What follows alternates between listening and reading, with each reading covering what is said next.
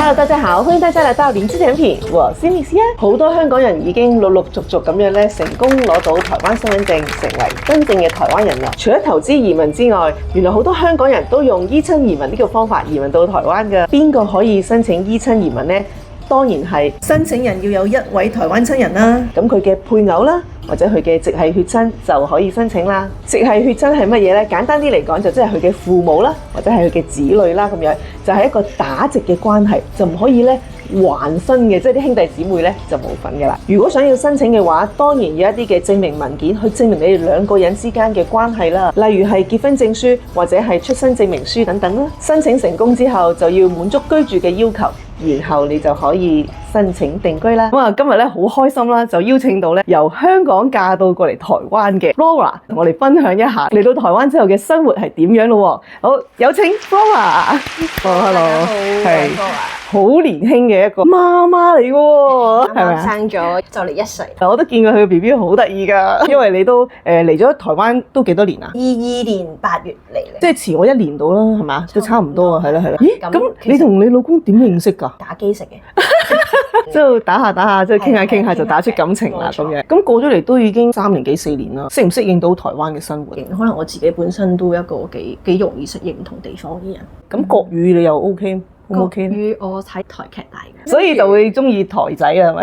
都冇關係，但係佢有啲朋友啊，咁都會傾下偈，跟住佢哋會完全都聽唔出有口音。哦，咁犀利啊！我自己覺得好 shock 嘅。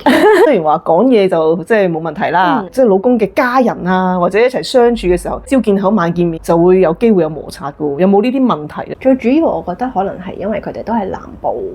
咁就都係講台語，咁就真係冇辦法溝通啦。即係其實又聽唔明，咁跟住，但係你冇俾反應，又好似好怪噶嘛。咁你聽，因為我有時都聽佢有啲人話，我唔知佢講乜。如果佢啲表情有啲奇怪嘅話，就會懷疑係咪話緊我咧咁樣，即係會唔會有呢種咁嘅情況出現過咧？都有㗎，咁咪都有啊，咪之後翻房閂埋房門問下老公，佢哋頭先講咩咁？咁跟住老公唔係咧，冇嘢。同埋其實我最主要可能有啲語氣嘅問題啦，係啊，講嘢好似好粗魯咁樣㗎嘛，成日都。哦，因為點解會粗魯嘅？因為嗰個台語發音係粗魯㗎。唔知咧，我聽落就硬係覺得。成日都好似好大聲，係咪又嗌緊交？哦，竟然係咁！但我哋香港人廣東話都唔弱嘅喎。都係。又問下你啊，即係如果同奶奶啊、老爺嗰啲相處咧，咁有冇啲咩相處之道？即係你覺得想分享下俾啲香港人？你對人點，人哋對你點咯。咁你當然唔係黑口黑面對住人，咁係咯嗰啲咁樣咯。即係可能用個表情，因為可能溝通唔到嘅話，就笑多啲啊，係嘛？即係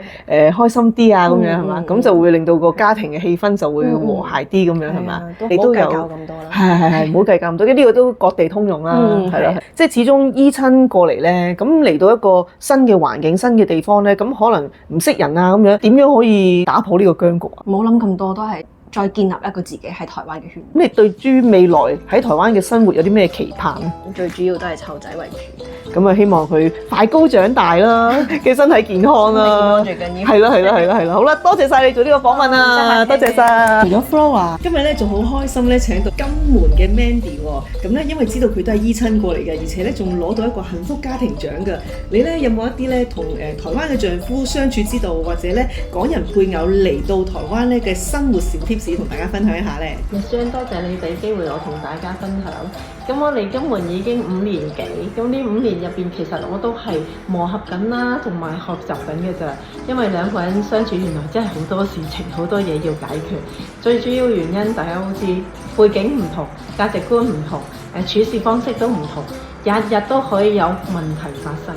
咁啊，例如我哋喺經營民宿上邊，每一日都有唔同嘅觀點，即係拗撬咁啦。咁當然有問題，我哋就要諗辦法去解決。要同先生做到和平共處的話呢，除咗我哋平日都講嘅多啲聆聽啊，或者係設身處地呢啲標準答案之外呢，我自己另外一個心法嘅喎，就係我覺得好重要嘅一個點係先要自己開心，要活得積極樂觀，抱住呢個態度。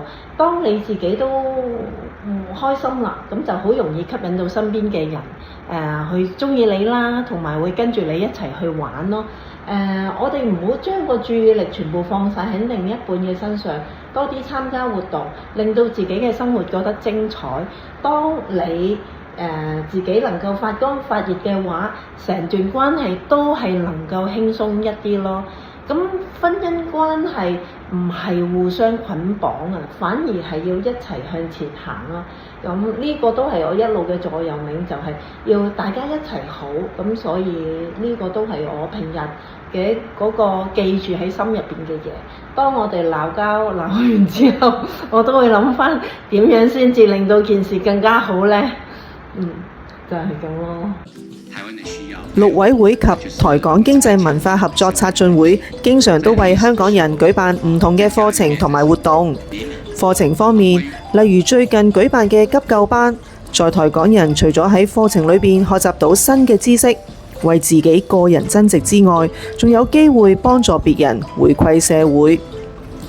除咗課程，佢哋仲舉辦咗好多唔同嘅活動，例如好友講節、淨山活動、小旅行、文化交流會等等。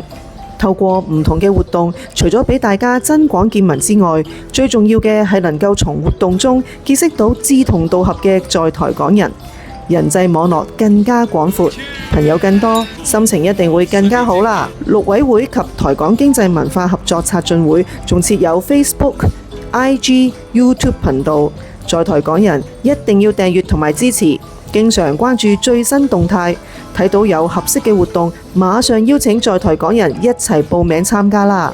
如果喺台灣遇到生活上嘅困難或者疑問，陸委會及台港經濟文化合作促進會仲會經常舉辦唔同嘅講座同埋交流會，並且邀請唔同嘅政府部門專人專業講解，讓你對台灣嘅認識更加全面、更加深入。